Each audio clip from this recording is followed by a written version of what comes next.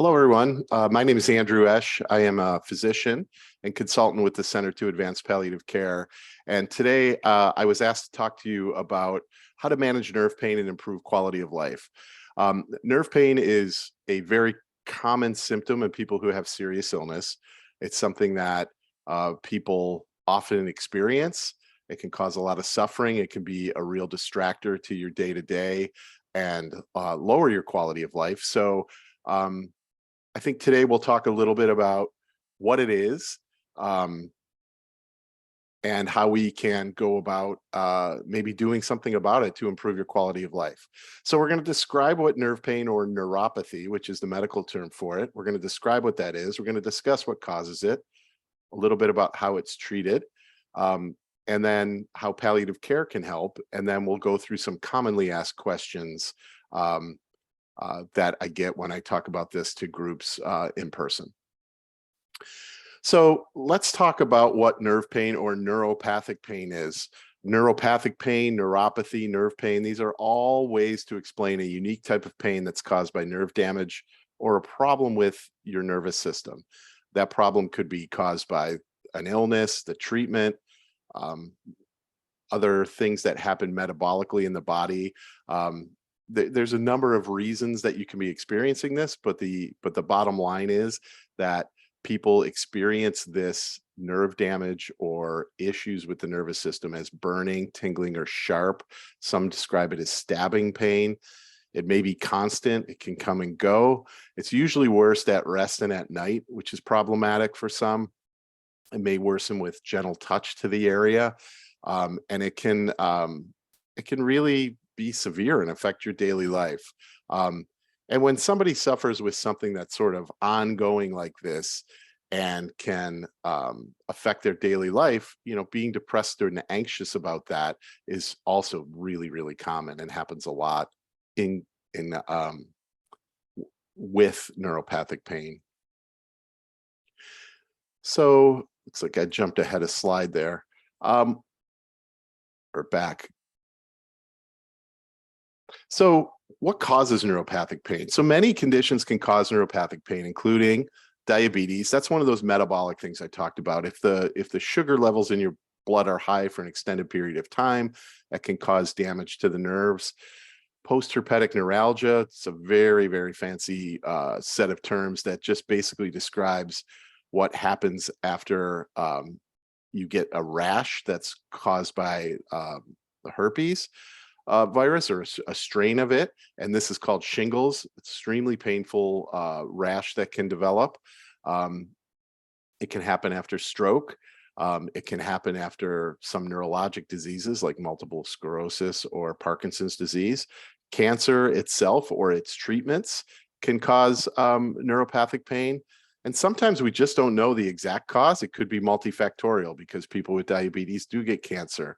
People with strokes also have diabetes. So we may not be able to pinpoint exactly the cause, but we know a lot of the common things that lead to this. So what tests do you need to diagnose neuropathic pain? Really just seeing your clinician, getting a comprehensive examination where they're going to talk to you about your medical history. They're going to examine you. It's really essential to make the diagnosis. And most times it's all that's needed. Sometimes we order blood tests or nerve tests to decide, to help us guide like which nerves are maybe affected or working normally or abnormally. But really, with asking a detailed history and examining a patient, we can make this diagnosis usually pretty easily. So how is it treated? So neuropathic pain is very unique in the sense that it responds almost equally well to medications and non-medical activities that we can do. The other thing that makes it sort of unique is that there's really no cookbook for this. There's no single treatment that works for everybody. We really have to look at the treatments that are available to us and come up with a combination that works best for you. So we're going to get into that a little bit more here. So we'll talk first about the medications, and there's a bunch that are used to treat neuropathic pain. They're usually medications that were designed to treat other things. But then what we found was, like, for instance, in antidepressants, when we had somebody that was depressed and also had neuropathic pain, which is pretty common, we found that their pain was improving while they were on the antidepressant. So again, these medications are often used to treat something else, but we noticed that they work well with nerve pain as well. So antidepressants is one class. Some seizure medications we use to help ease the symptoms of neuropathic pain. There are topical medications which are applied right to the affected area. Those are usually distracting and don't do anything for the nerve pain itself, but they can be very helpful. Local anesthetics or injected opioids may help. Oral opioids or oral pain medications can be used. There's clearly risks with those, but they can be helpful. And then some anesthetics are used, and ketamine is probably the one that's most widely used in medicine. But what's so unique about neuropathy is that other treatments can help too. Working with a counselor and doing things like cognitive behavioral therapy, kind of reprogramming how we react to painful stimuli, learning how to do relaxation techniques, especially because if you remember, this happens most when we're at rest and at night, retraining your brain how to think about these things and teaching ourselves how to relax is super helpful. Massage therapy can be helpful. Acupuncture has been shown to be somewhat helpful.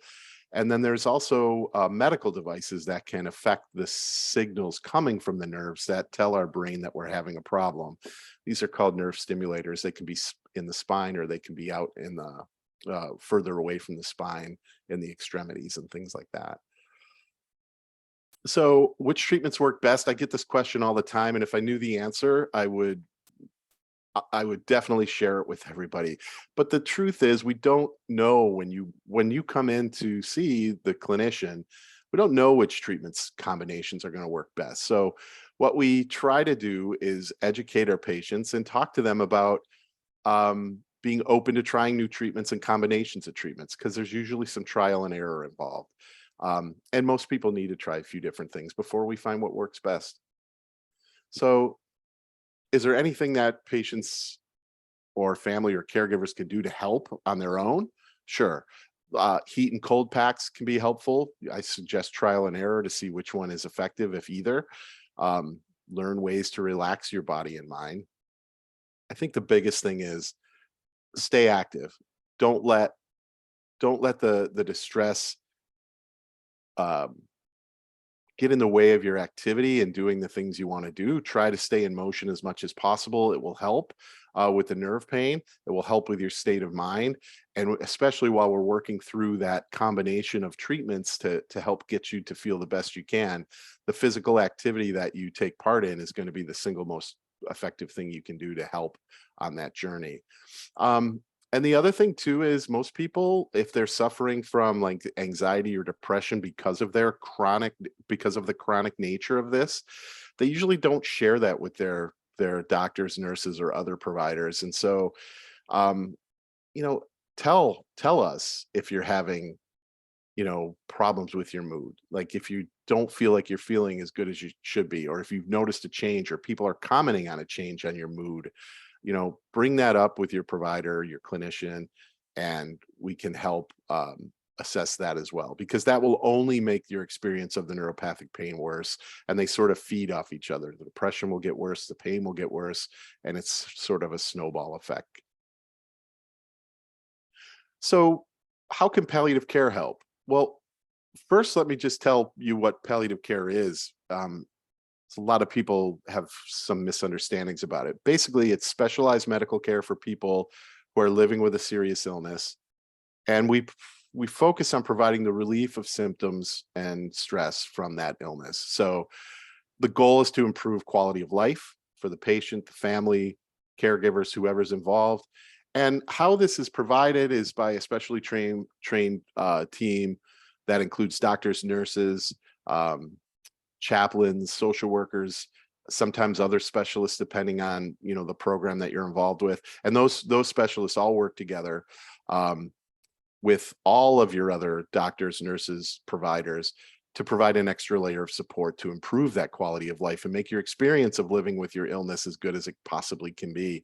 And you can do this at any age or any stage in a serious illness. So even if you're getting treated for a cancer and the expectation and the goal is that there's cure, it can still be provided along with that curative treatment to make sure that your experience of living with the illness is as good as it can be.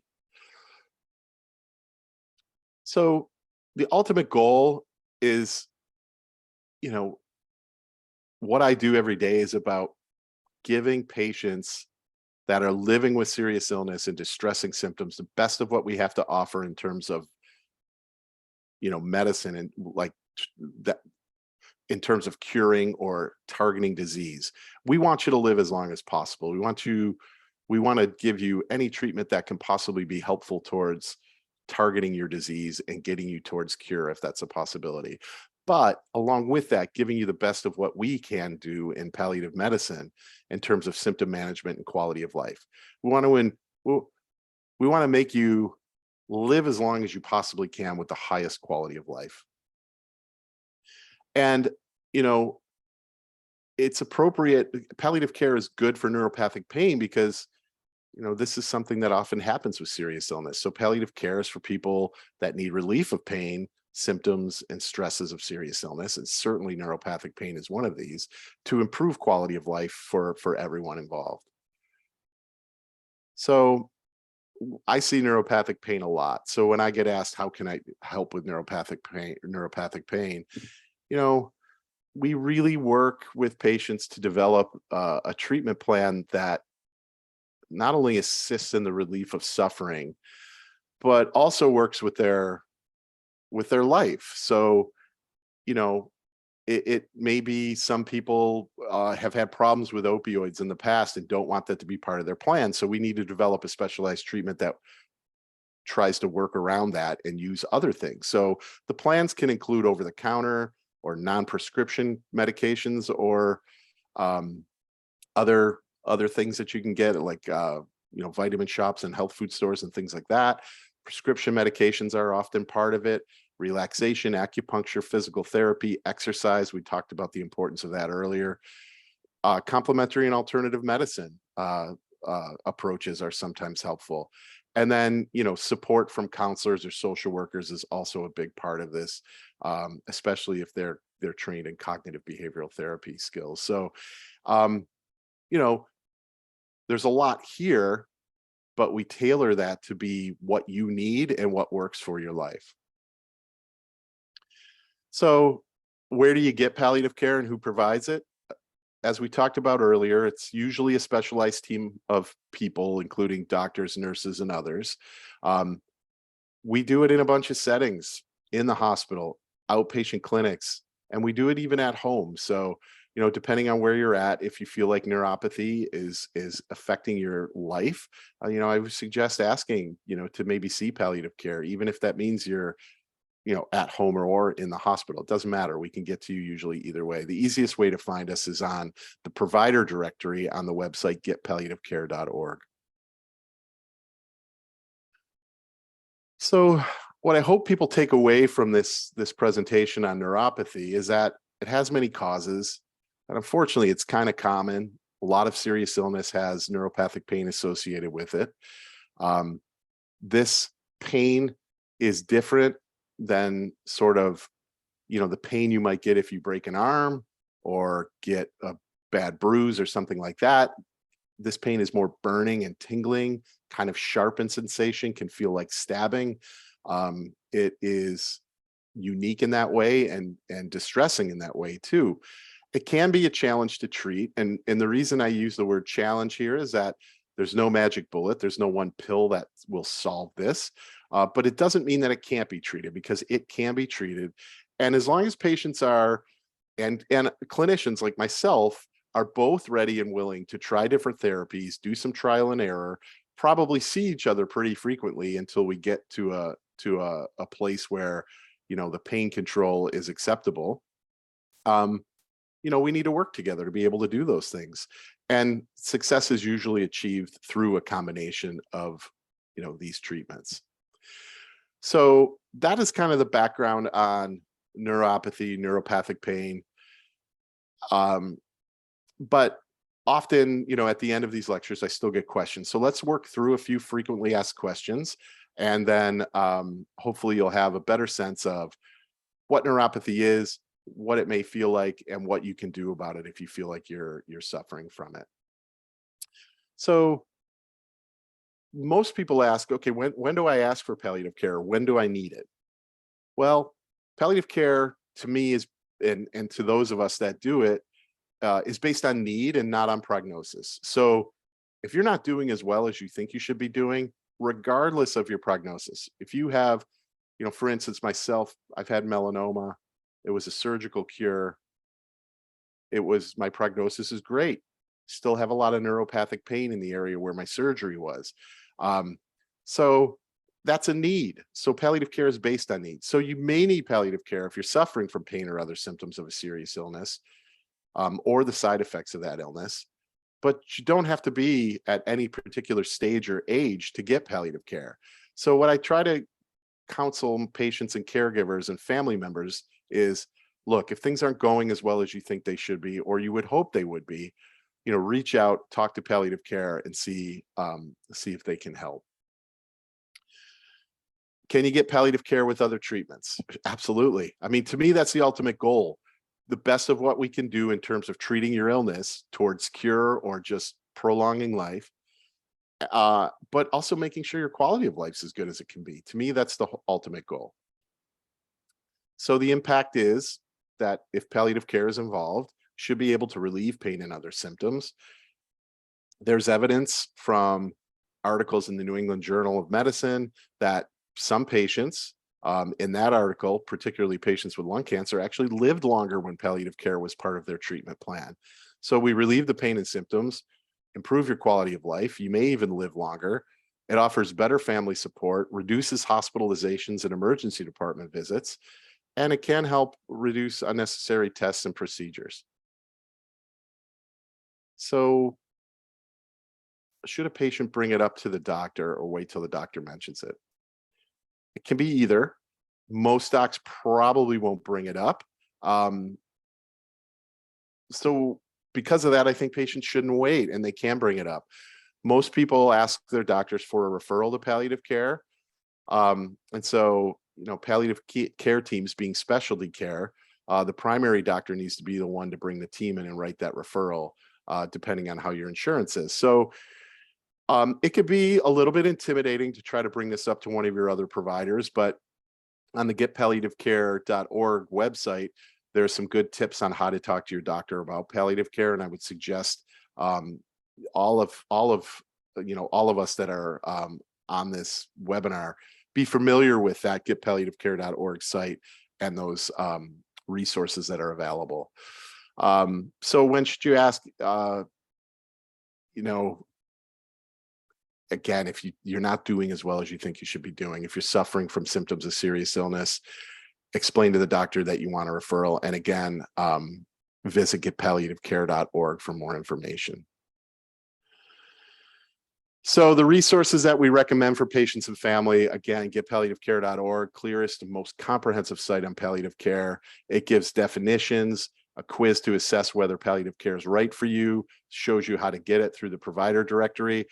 That sheet with tips on how to talk to your doctor about it is there that I mentioned before. There's real stories through free podcasts, videos, and blog posts. Those are excellent. And there's also handouts that can be downloaded for patients and families. So a really comprehensive site that walks you through a lot of the things that you need when you're living with a serious illness.